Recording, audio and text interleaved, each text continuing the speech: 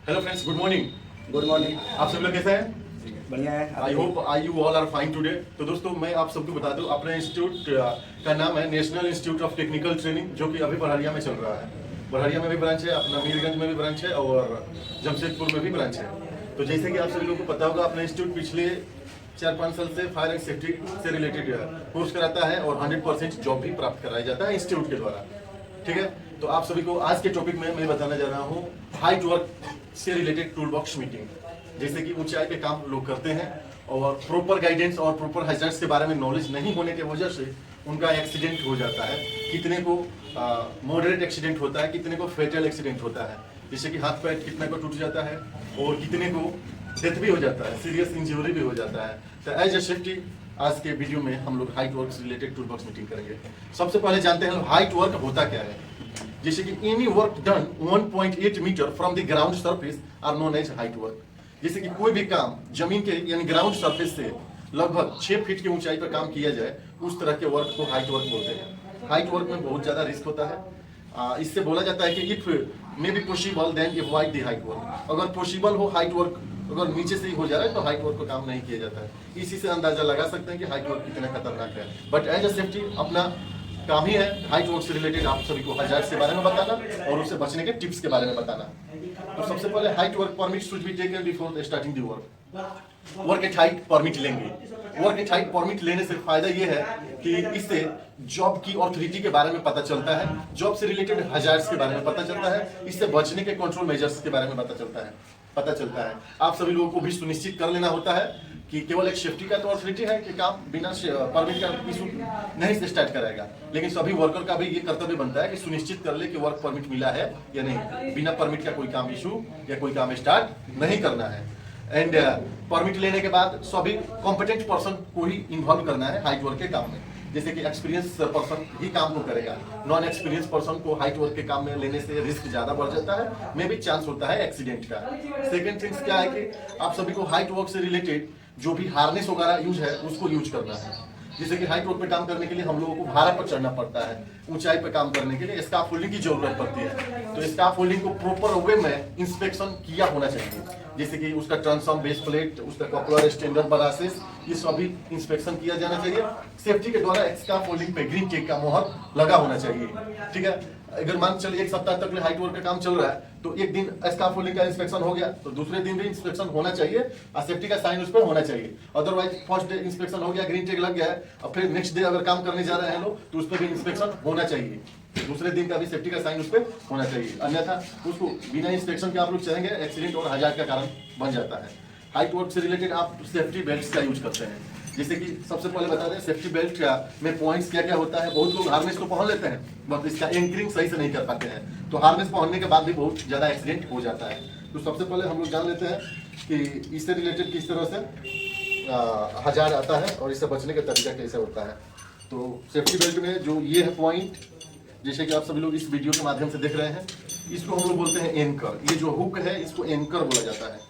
इस हुक को जिस पॉइंट पे फंसाया जाता है उसको एंकर पॉइंट बोला जाता है। क्या बोला जाता है? Anchor point, anchor points. और ये जो रस्सी है, इस रस्सी को हम लोग लेन यार्ड बोलते हैं लोग। इस लेन यार्ड की लंबाई 1.8 मीटर होती है। कभी भी अपने से ऊंचे पे फंसाया जाता है। ज्यादातर देखा गया है कि वर्कर अपने लेन यार्ड को अपने यहाँ पे फंसा लेता है, तो ये गलत है। सेफ्टी के पॉइंट ऑफ व्यू से ये गलत है और एक्सीडेंट होने के चांस में भी बना रहता है।